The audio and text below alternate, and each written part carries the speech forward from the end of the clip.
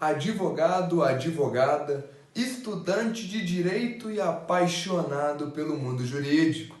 Meu nome é Leandro Reis e você está no canal Direco Estudos. Eu criei esse canal com o objetivo de ajudar pessoas.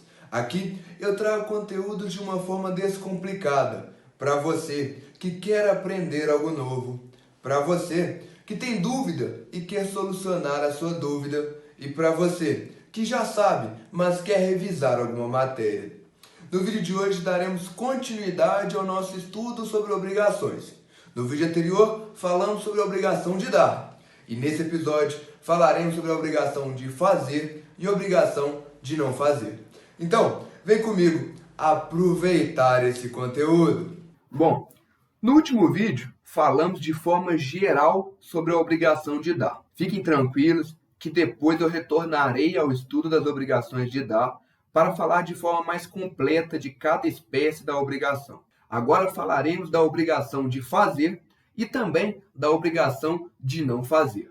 Começando pela obrigação de fazer. Assim como a obrigação de dar, se trata de uma obrigação positiva, pois há necessidade da ação humana para o cumprimento da prestação. O devedor tem a obrigação de realizar um serviço, então precisa naturalmente realizar uma atividade nessa prestação. Então, por exemplo, Miguel é contratado para pintar uma casa. Então ele está prestando um serviço, ele está fazendo uma ação, está agindo. Ocorre uma ação da parte do devedor para que essa obrigação seja satisfeita. Por isso dizemos que é uma obrigação positiva. Poderíamos citar inúmeros casos em que há uma obrigação de fazer. Por exemplo, o médico que precisa examinar um paciente, um cozinheiro de um restaurante que deve cozinhar a comida. Então, quer dizer, perceba que são serviços prestados de forma positiva, porque envolve uma ação. É necessário que haja uma ação do devedor para que a obrigação seja cumprida. E agora vamos à questão de $1 milhão. Uma questão importante. Já vimos que a obrigação de fazer e a obrigação de dar são obrigações positivas. E em ambas, o devedor deve algo em favor do credor. Mas então, qual a diferença entre elas? Qual a diferença entre a obrigação de dar e a obrigação de fazer? Pois então, a principal diferença é que na obrigação de dar, eu já entrego o bem imediatamente. Já na obrigação de fazer, primeiro eu preciso executar um serviço e só depois eu entrego a coisa. Então, por exemplo, um pedreiro se obriga a entregar uma casa para o credor. Contudo, se ele não construir as paredes, não haverá uma casa para ser entregue. Então, primeiro, o pedreiro precisa fazer um serviço para depois entregar o bem, para só depois poder entregar a coisa ao credor. Vamos agora, então, entender as espécies de obrigação de fazer. Essa obrigação pode ser de dois tipos.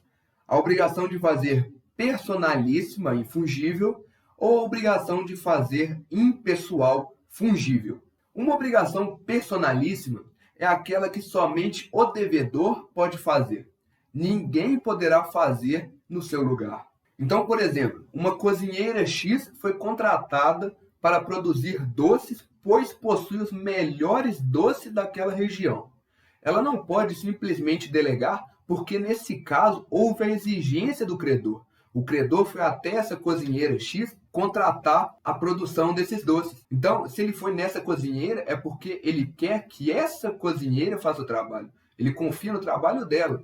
Ele poderia ir em qualquer outra, mas ele quer essa cozinheira. Nesse caso, a cozinheira não pode delegar, não pode atribuir essa tarefa para outra cozinheira, sendo que o credor quer que seja ela que produza os doces.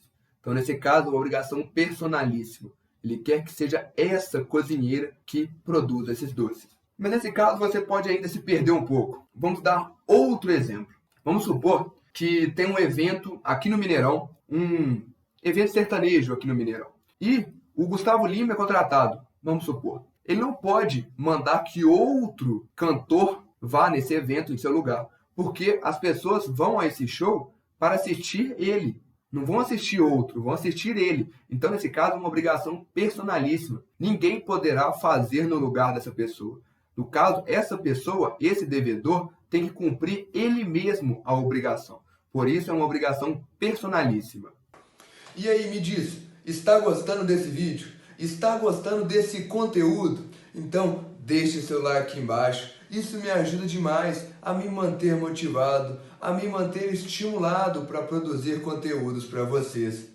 Aproveita que está gostando desse vídeo, que está gostando do canal principalmente, se inscreve aqui embaixo, ativa o sininho, porque assim você vai ser notificado sempre que eu colocar vídeo novo.